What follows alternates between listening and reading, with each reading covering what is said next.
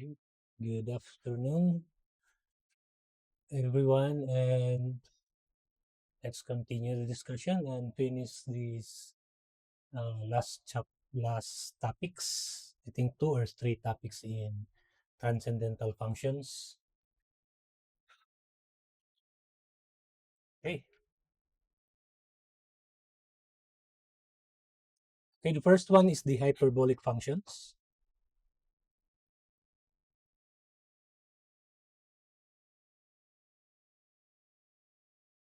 Hyperbolic functions,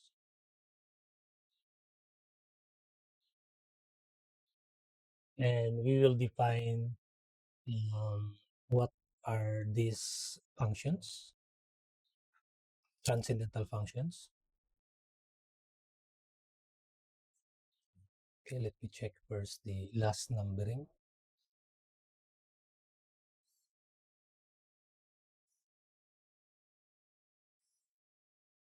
During 1.33, so this is definition 1.34.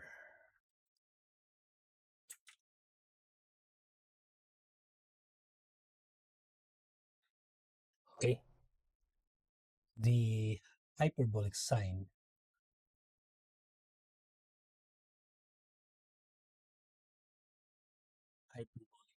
function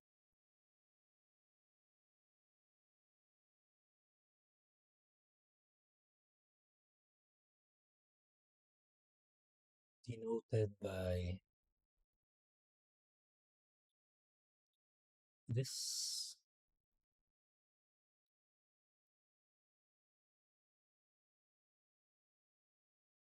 Okay, and the hyperbolic cosine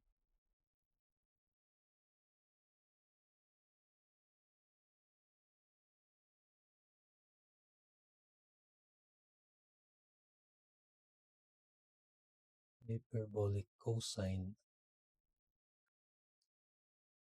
function denoted by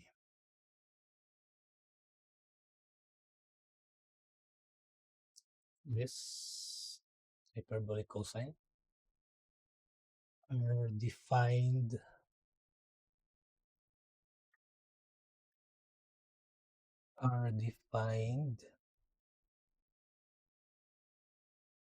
as follows.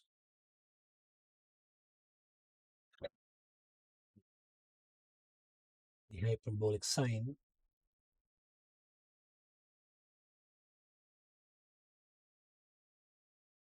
pinirinig ko ano na to. We can write this as simply.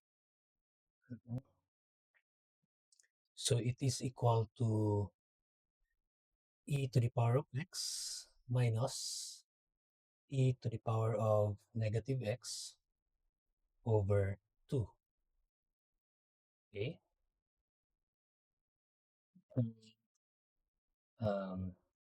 The hyperbolic cosine of x is e to the power of x plus e to the power of negative x. So the only differ with the signs respectively. Okay, where our x is a real number.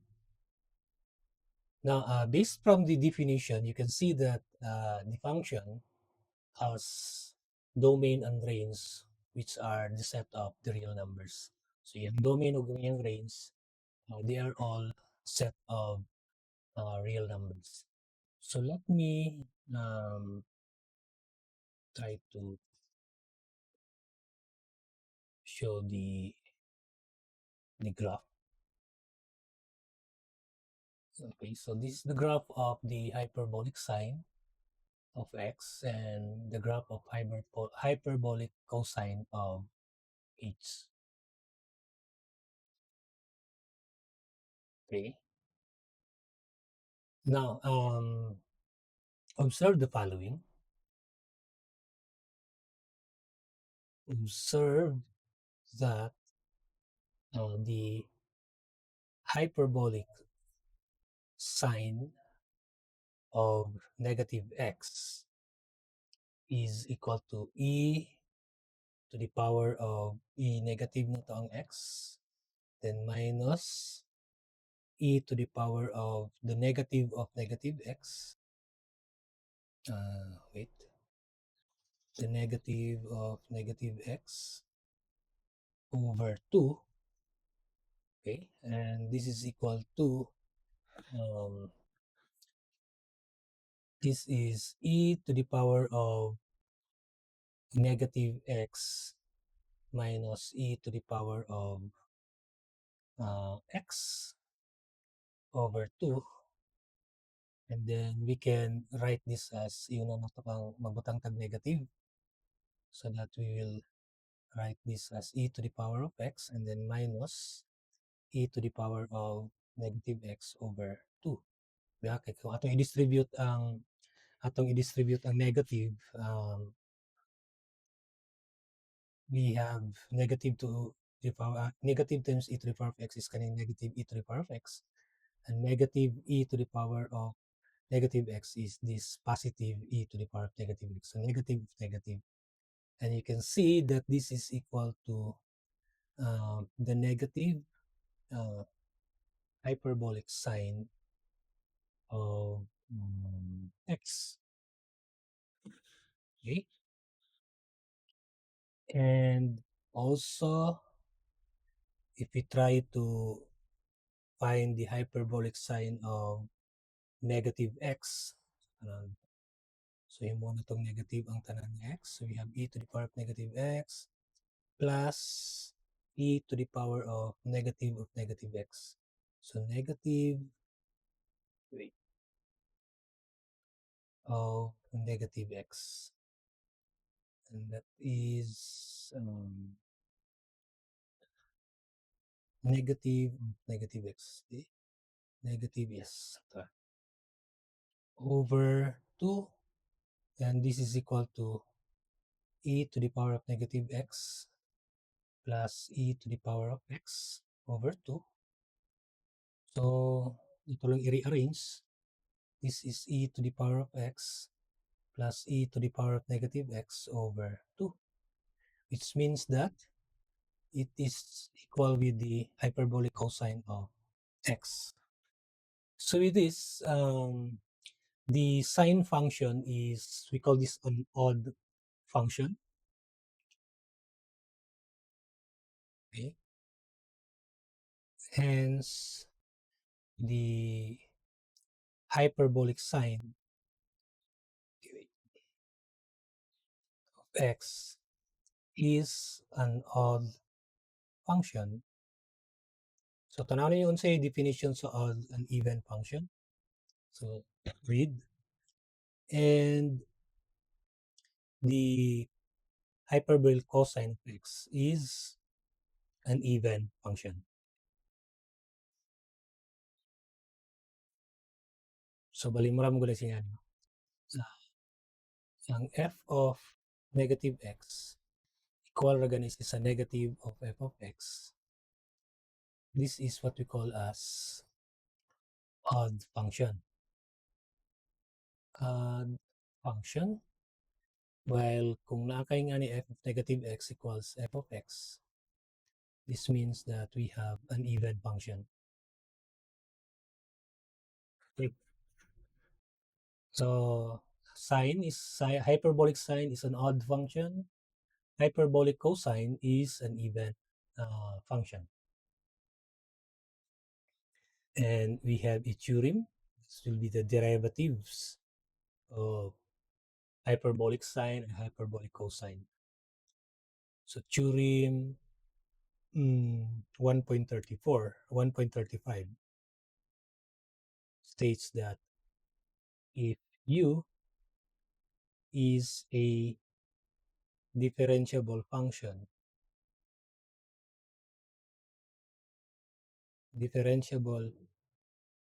of x, okay, then the derivative of the hyperbolic sine of x is equal to the hyperbolic cosine of x, and the derivative of the hyperbolic cosine of x is equal to the hyperbolic sine of x, which is different ba kaysa regular lang or ordinary nga sine. Ang derivative sa sine is cosine, and derivative sa cosine is negative sine. But here, kuan sila. We can also use pwede ito magbutang og u instead of kuan siya. Instead of x, so hyperbolic cosine of u, derivative of derivative of u. Okay, proof.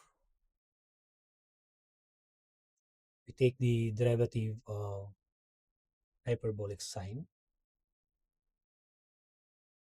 So from definition, kung ano to ang hyperbolic derivative sa hyperbolic sine, it is e to the power of x minus e to the power of negative x. So muni iyahang definition kana. And what's the derivative? This is 1/2 times derivative of e to the x is e to the x. Yeah, derivative din sa x, that would be 1 minus derivative of e to the power of negative x is e to the power of negative x, pero naatay negative 1 as derivative of negative x. So this is equal to 1/2. May mong positive ang kuan, so may mo siyang negative ang e to the power of x, pero positive ang e to the power of negative x. So that is the definition of kuan. So this becomes hyperbolic cosine e to the power of x. Okay, let me check if sakto ba akong definition. Hyperbolic cosine. I think so. Okay, let me check. So e to the x and then plus e to the power of negative x. Or this is equal to e to the x plus e to the power of negative x over 2. And this is actually the definition of hyperbolic sine of x. Okay. And then the other one, the derivative of hyperbolic cosine, we take the derivative of this e to the x plus e to the power of negative x over 2. So this is equal to 1/2. Derivative sa e to the x is e to the x. Derivative sa e to the power of negative x is plus e to the power of negative x times negative 1. Hence, this is equal to 1/2 e to the power of x, and then we minus e to the power of negative x, or this is equal to e to the power of x minus e to the power of negative x over 2, which is, this is actually the hyperbolic sine of x. Okay, so that's the proof for theorem 1.35. Okay, some more definitions. Definition 1.36. Okay. The hyperbolic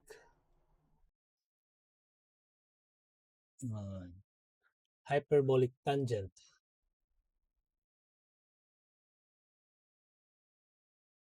hyperbolic tangent, hyperbolic cotangent,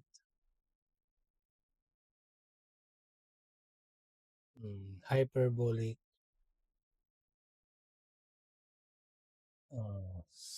secant,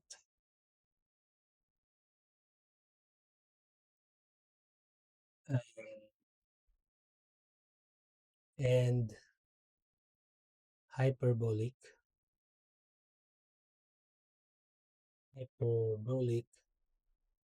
cosecant functions, okay, functions defined,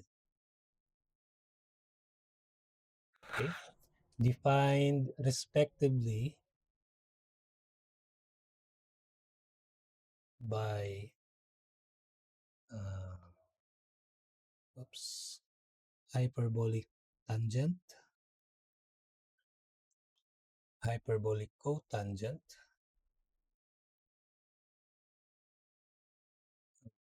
hyperbolic cosecant,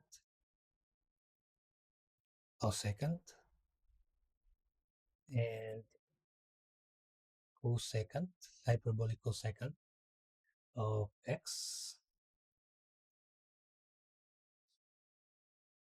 are um, or denoted, sorry, denoted, are defined by or defined as follows na lang. Defined as follows. Okay. So the hyperbolic tangent defined according sa kuan sa other the other two hyperbolic functions, the sine and cosine. So it is hyperbolic sine over hyperbolic cosine of x. Ang hyperbolic cotangent, so pareha ra siya sa kuan no, katong ang tangent kay sine over cosine. Kani pud siya bali. Kana. And then ang second, hyperbolic secant, that is same ra gyapon 1 over reciprocal siya sa kuan, hyperbolic cosine. And then ang cosecant bale, hyperbolic cosecant is equal to 1 over hyperbolic sine. So similar ra sila sa ordinary nga trigonometric functions. Okay. So di na nako ipakita ang iyang graph ani. But also pwede sad nato siya i-define nga nilang e to the x minus e to the power of negative x over e to the x plus e to the power of negative x. Kani is e to the x minus plus bali e to the power of negative x over e to the x minus e to the power of negative x. The second is equal to 2, reciprocal naman siya, e to the power of x plus e to the power of negative x. Kani siya is 2 over e to the x minus e to the power of negative x. So pwede kana nga kani nga kuan nga definition ang gamiton. Okay, also we have these identities. We have the following identities na pare-pareha ra sa kuan. So trigonometric identities. Okay, so we have this. I am going to enumerate. First one is hyperbolic tangent is the reciprocal of hyperbolic cotangent. The Mula niyang difference kani hyperbolic cosine squared minus lang siya sa kuan sa tawag ani ang sa I missed this x minus hyperbolic sine squared uh, x is equal to 1. Ang sa regular or ordinary nga kuan kay plus di siya. Hyperbolic cosine plus cosine squared plus sine squared cos 1. And then diri pod napod siya kalahian. 1 minus hyperbolic tangent. I think I have to write this as kani ang kuan ng square na to. Ano unta?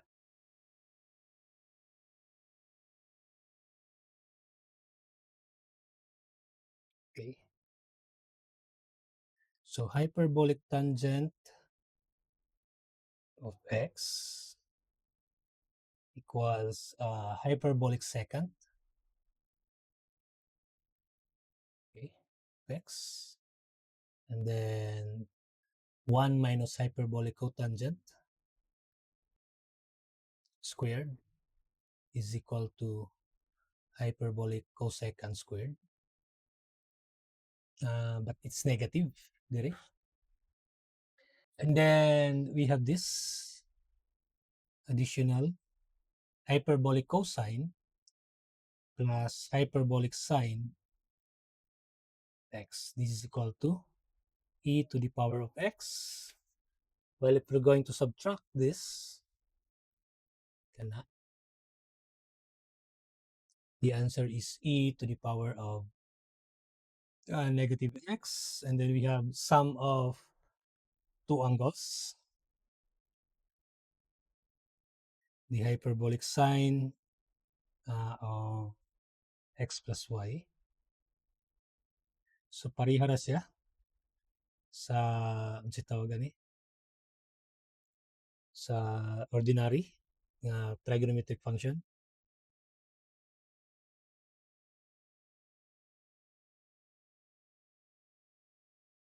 Okay. And then sum of angles sa hyperbolic cosine is different siya sa kuan. Kay minus ni siya sa kuan sa tawag na sa trigonometric function pero diri plus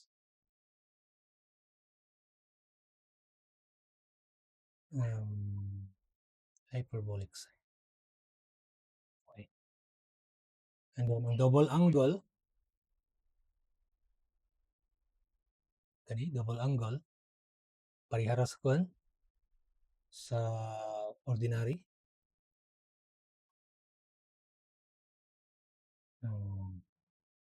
Sorry.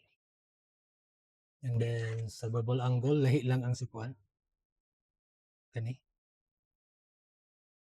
sa cosine. So diri is hyperbolic cosine squared of x plus minus mo gud siya sa kuan sa ordinary. Okay, and then we have the following theorem. So this para sa din sa iyang mga kuan mga bali derivative no. So theorem 1.37. Okay.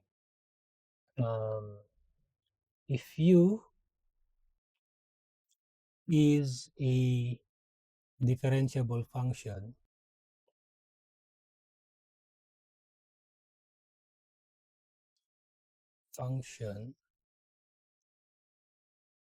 of x, then the derivative of hyperbolic tangent, this is equal to hyperbolic secant squared. Can change this into u. Okay. And then derivative of u. the derivative of hyperbolic cotangent. Yun. Unyara beng, nagklase pa ko beng.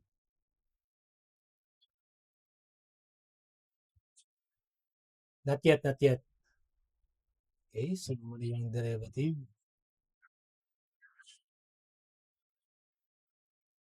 Hyperbolic secant is negative hyperbolic secant u hyperbolic tangent u and then derivative of u.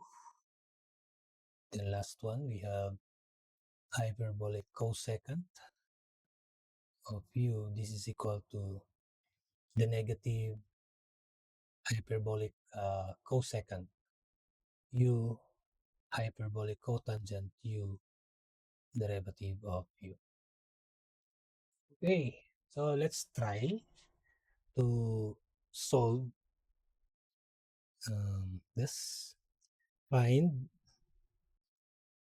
f prime of x and simplify by hyperbolic hyperbolic identities.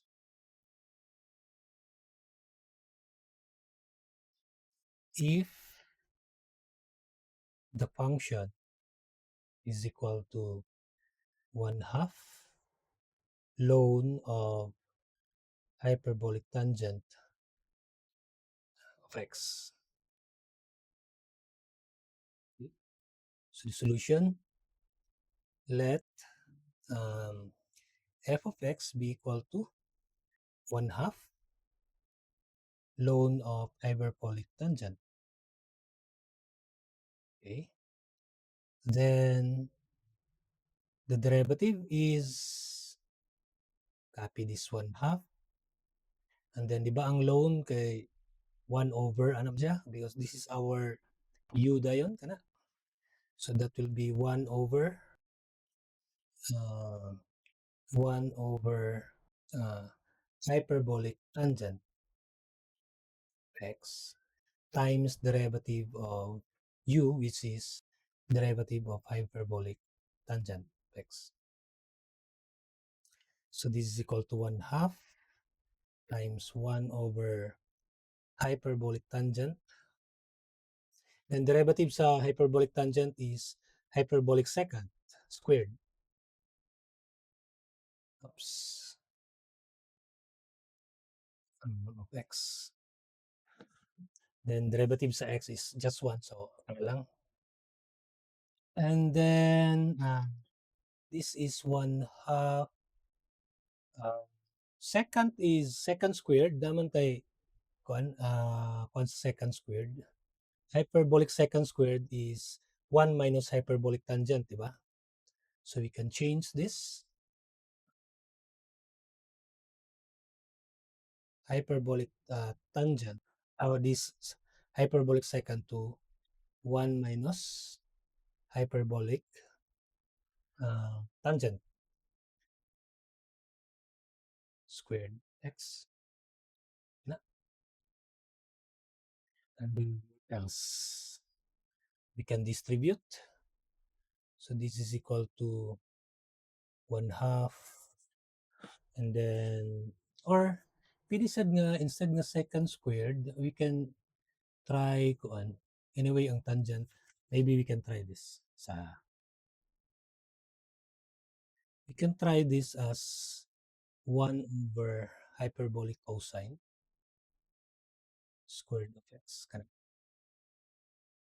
And then ang tangent na to is this is equal to sine pa. So times 1 over hyperbolic sine over hyperbolic cosine. So times 1 over hyperbolic cosine squared. So we take the reciprocal, i-multiply nato siya. So may mo siyang hyperbolic cosine dire over hyperbolic sine na. times 1 over hyperbolic cosine squared x. Okay. Now, we can divide this kani. Sumabinlan siya og usa ka hyperbolic sine. And then we have here 1 over 2 hyperbolic sine x and then hyperbolic cosine x. But natay kani this is very particular kani. This is actually equal to the identity equal to hyperbolic sine. Nara? Okay, hyperbolic sine. So this ang kuan ang hyperbolic sine to x. So this is equal to this is equal to 1 over hyperbolic sine to x. And then ang 1 over sine, okay, mali ang pagkasulat dire. Hyperbolic sine to x. So kung ano itong reciprocal, ang 1 over sine is actually second. 1 over sine is second.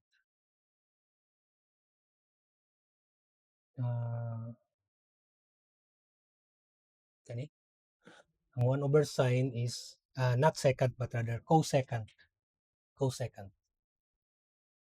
So this is hyperbolic cosecant to x. So this is more good. This is the final answer. Okay.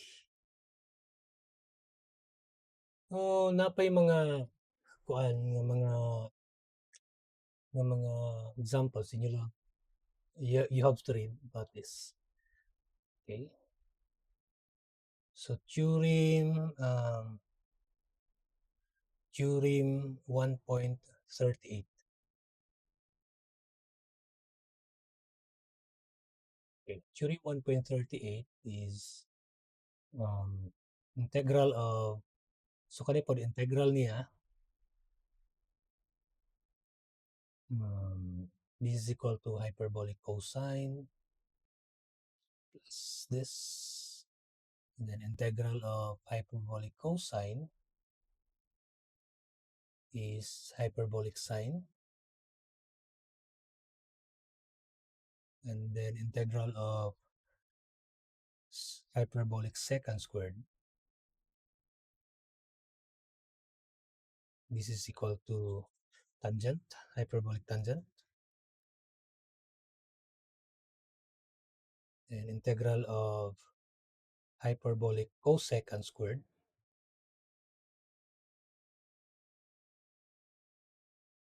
this is equal to the negative of hyperbolic cotangent,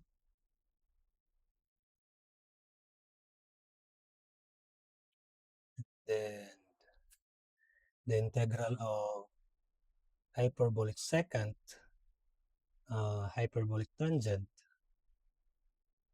du is equal to the negative of hyperbolic secant, and then the hyperbolic cosecant times hyperbolic cotangent is equal to the negative of hyperbolic cosecant. Okay, maybe we can try to solve this example. Evaluate. We just give one example lang. Evaluate integral of hyperbolic sine and then hyperbolic cosine squared. Okay. So, this is equal to, pili na to siya i-change kay tanaw gani. Ang derivative sa hyperbolic cosine is just hyperbolic sine. So we can use the chain rule ani. So we rearrange this as ingani. Okay. And then let u be equal to hyperbolic sine. Cosine, I mean. And then the derivative is hyperbolic sine. And then, of course, nakay dx dapat. Okay.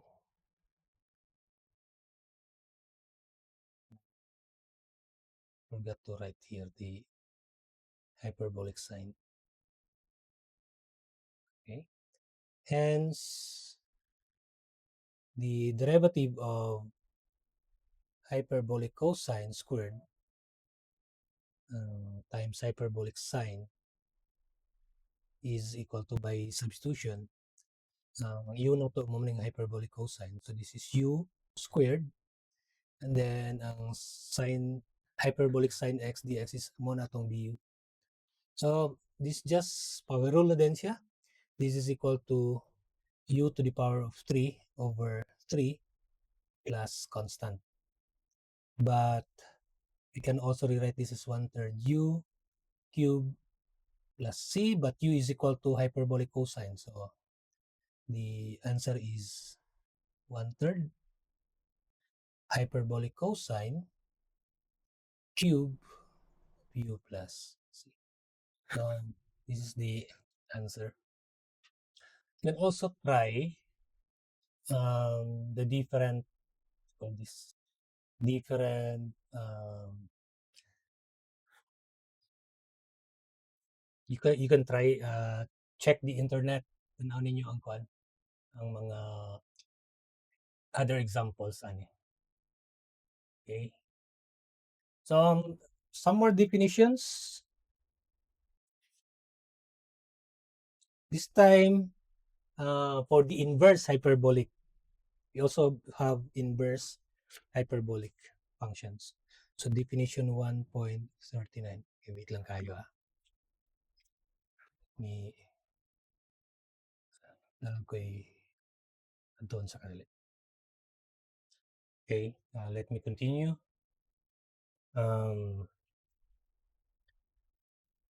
Have here. Okay. So the inversed, so ano po inverse? Inverse hyperbolic sine, hyperbolic, inverse hyperbolic cosine, hyperbolic cosine,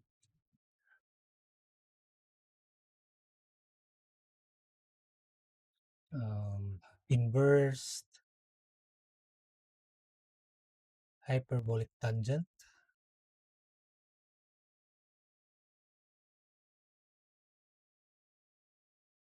okay, and inverse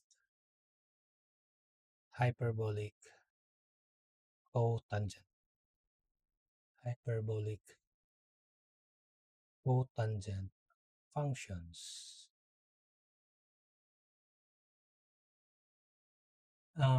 By the way, ang hyperbolic functions are 1-to-1. So na siya inverse hyperbolic cotangent functions, denoted respectively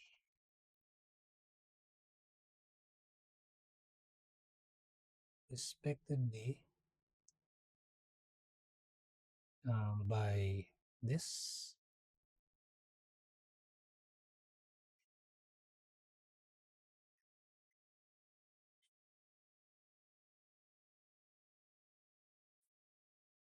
Oops.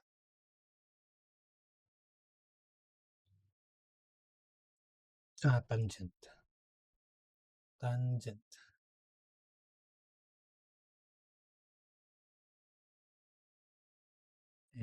hyperbolic cotangent. Okay. Are defined as follows.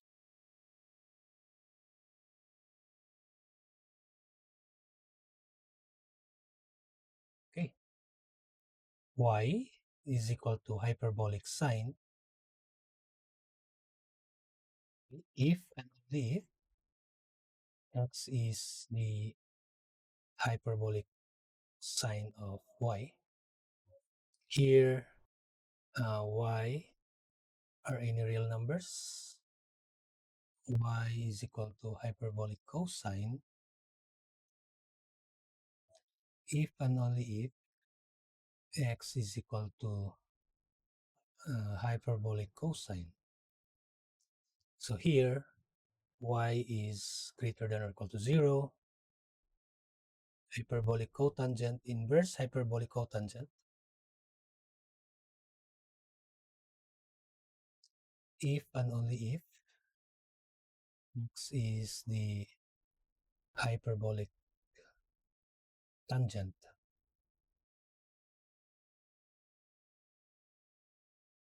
Y. And then here, y is any real number, and hyperbolic cotangent, inverse hyperbolic cotangent, if and only if x is equal to hyperbolic cotangent y. Ang atong y ani is the union of from negative infinity to 0, and then union of from 0 to positive infinity. So meaning tanan nga real number except 0. Mga value niya. And also, pwede sad nato siya i-define ang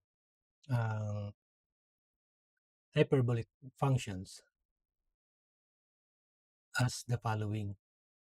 So hyperbolic sine is equal to ln of x plus square root of x squared plus 1. Okay. X is any real number. Sa hyperbolic inverse hyperbolic cosine, this is equal to ln of x plus square root of x squared minus 1. Okay. X is any real number, and inverse hyperbolic cotangent, this is equal to 1/2 ln of 1 plus x over 1 minus x, and then the absolute value of x is less than 1. Oh, sorry. This should be hyperbolic tangent, inverse hyperbolic tangent. And then inverse hyperbolic cotangent is equal to same ra, 1/2, pero bali lang, ln of x plus 1 over x minus 1. Bali lang sila kuan. And then the absolute value of x must be greater than 1. Okay. And then I am going to present the derivative. Definition 1, Theorem 1.40. Theorem 1.40. So if u is a differentiable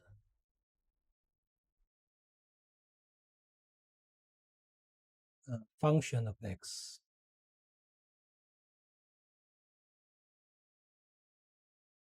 okay, then the derivative of the hyperbolic sine inverse x of u is equal to 1 over square root of u squared plus 1, and then derivative of u. Pwede na ito ni gamitan ani kini nga argument later. Mga to siyang i-prove. Derivative of hyperbolic cosine, inverse hyperbolic cosine, this is equal to 1 over square root of u squared minus 1. derivative of u, and then the third one we have derivative of inverse hyperbolic tangent. This is equal to 1 over 1 minus u squared, derivative of u. And, by the way, ang u na to is positive, and here the absolute value of u is less than 1. And then derivative of hyperbolic cotangent, inverse hyperbolic cotangent, u is equal to 1 over 1 minus u squared. Okay, let me check if it is really gani. Okay, wait lang. Okay, indeed. Sakto siya. But the absolute value of u must be greater than. Okay, so that's the you call this the proof. So i-try na to, not proof but rather kuan, i-try na to prove ang first kani nga theorem kay derivative sa hyperbolic sign. So derivative of hyperbolic sign, instead of u we'll just use x. So this is derivative of, based from the definition, it is derivative of ln of x plus square root of x squared plus 1. Okay. So what's the derivative of this? This is 1 over x plus square root of x squared plus 1. Then derivative of yung nasa sulod nga x plus square root of x squared plus 1.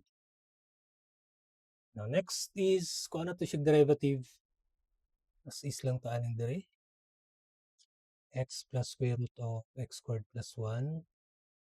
Derivative ani niya is 1 because derivative of x is 1. Well, this one, derivative ani niya is, this is actually x squared plus 1.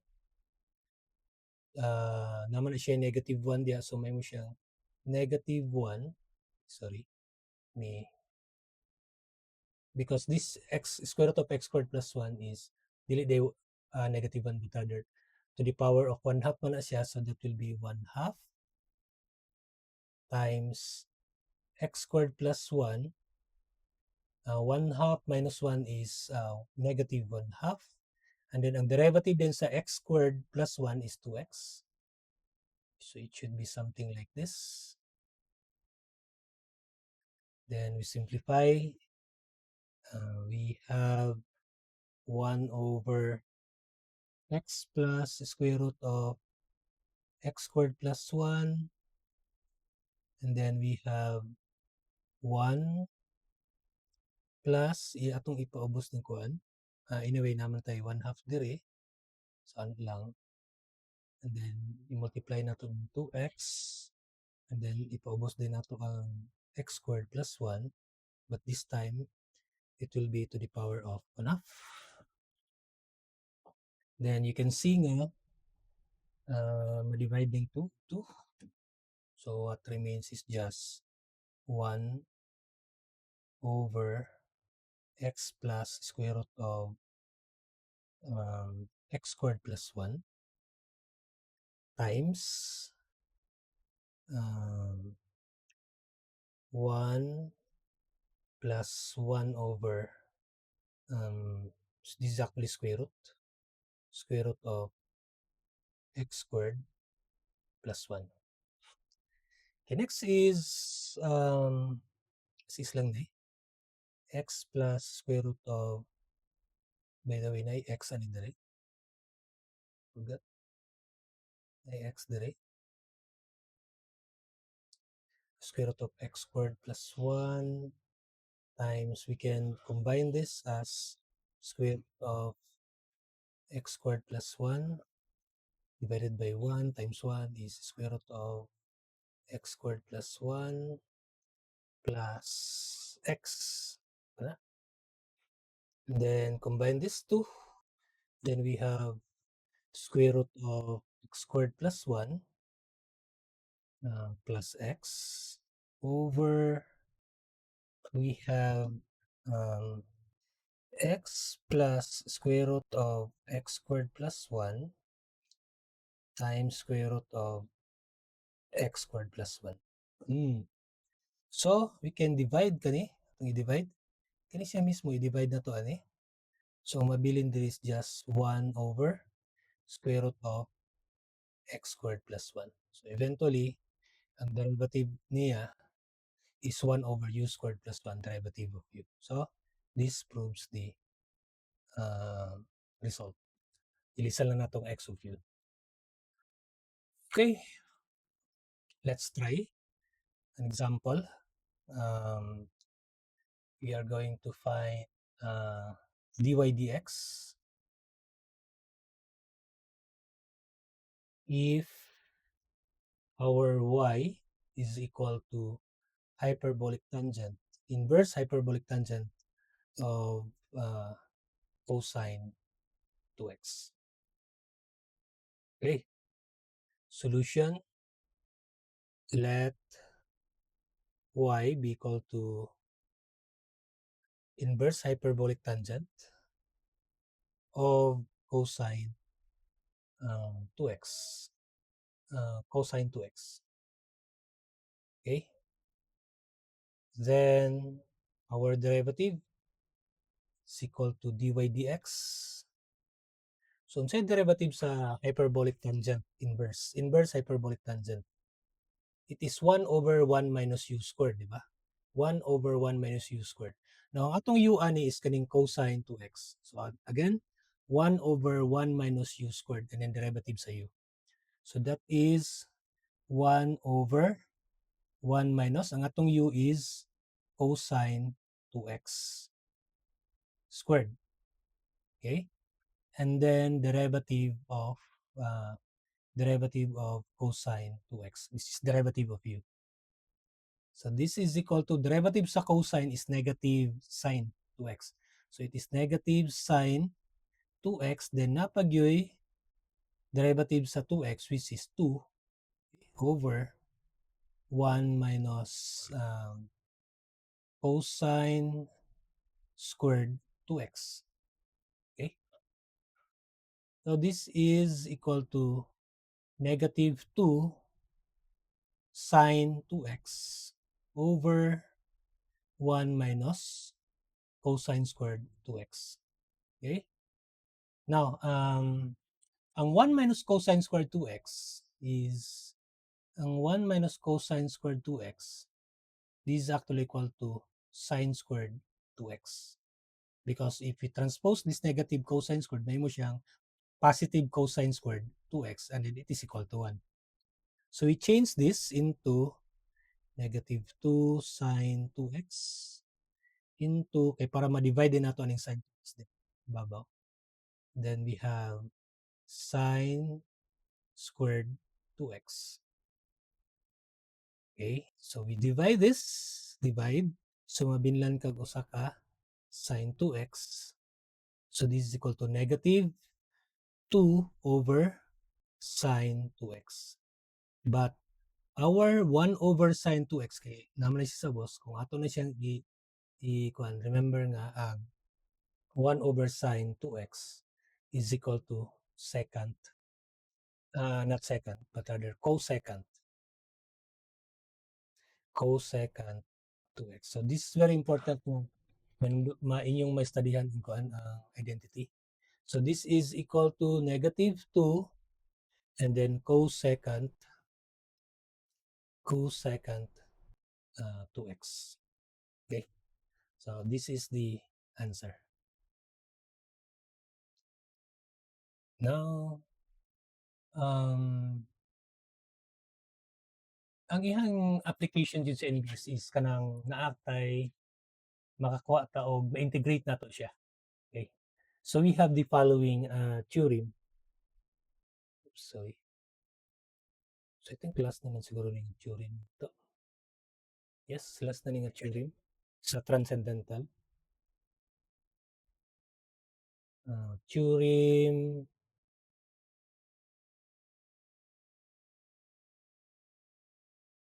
1.41. Okay, during 1.41. Yeah, integral of du over square root of u squared plus a squared. This is equal to inverse hyperbolic sine of u over a plus c. Next, integral of du over square root of u squared minus a squared. This is equal to, by the way, this is, pwede sa nato ni i-write as ln, di ba katong usa ka definition sa hyperbolic sine, kani nga kani nga pagkasulat sa hyperbolic sine. So pwede na to i-rewrite na siya as ln of u plus square root of u squared plus a squared. Okay? Na plus c. And then ang ato ang a is positive. Then we have hyperbolic cosine, inverse hyperbolic cosine u over a plus c, and you can also rewrite this as ln of u plus u squared minus a squared, okay, plus constant. And then ang u dapat nga to must be, let me check, u must be positive and a is also positive. Okay? And then naapay usaan pwede sad siya, okay, kanina lang. Okay. Next is ang integral sa du over a squared minus u squared. This is equal to, pwede ni siya ingani nga pagkasulat is equal to, you use a the piecewise function. So this is 1 over a inverse hyperbolic tangent of u over a plus c. Here, the absolute value of u must be less than a. And then, pwede sad siya nga hyperbolic cotangent, inverse hyperbolic cotangent of u over a plus constant. And then, the absolute value of u is greater than a. And then, you can also rewrite this as 1 over 2a ln of a plus u over a minus u plus constant. U is not equal to a, okay, pahimahimong mo kung 0, and then a is also not equal to 0. Okay, so that's it. Ang iyang proof is based lang sa katong derivative. Atong formula sa derivative. Kana namtay formula. You can use this as proof, di ba? Okay, and then let's have an example. Okay, evaluate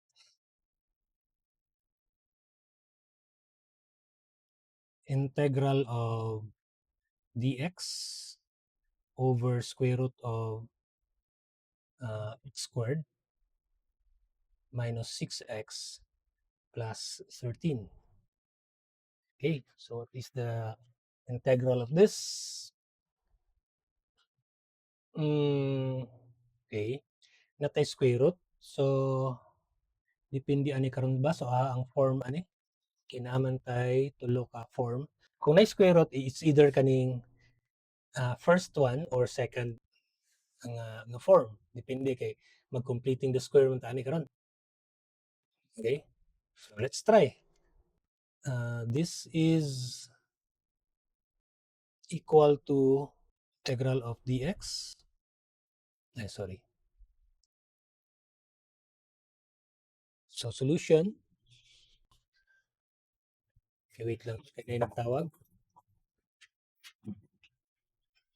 Ah, wait lang, wait lang. Okay, so try na to. Sorry for the interruption. We have integral of dx over square root of x squared minus 6x plus 13. So try na to. Completing the square. Now we have integral of dx over square root of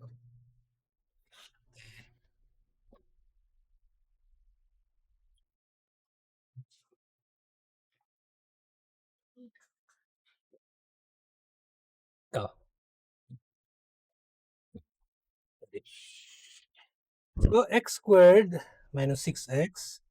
So kung ang half sa coefficient sa x, which is 6, divided by 2 is 3. I-square na to siya. The answer is 9 or 3 squared. Pwede sa 3 squared. So naa naman tayo 9. Yan natin 13 daan. So plus 4 na lang siya dali. And then integral of dx over square root of, we can write this as x minus 3 squared. And then plus 4. Okay. So let mag-u taan let u be equal to x u squared equal to x minus 3 squared. 1 ba na din? Kuha ba na din? And then a squared is equal to 4. So mo ito yung mga a. Nam to u og a dito. And then u here is equal to x minus 3 lang. And then a is of course square root of 4, which is 2. And then derivative of u is du. Derivative of x minus 3 is just dx. But derivative of dx, derivative of negative 3 is 0. Hence, this integral of dx over square root of x minus 3 squared plus 4 can be written as du, because dx is equal to du, over ang u na to, u squared is x minus 3. So we have u squared, then plus a squared. So what formula can we use? Okay, the first one, di ba? Hyperbolic sign. So this is equal to the hyperbolic sign inverse of u over a, hyperbolic sign of u over a plus c. Or pinisad siya nga katong loan of uh,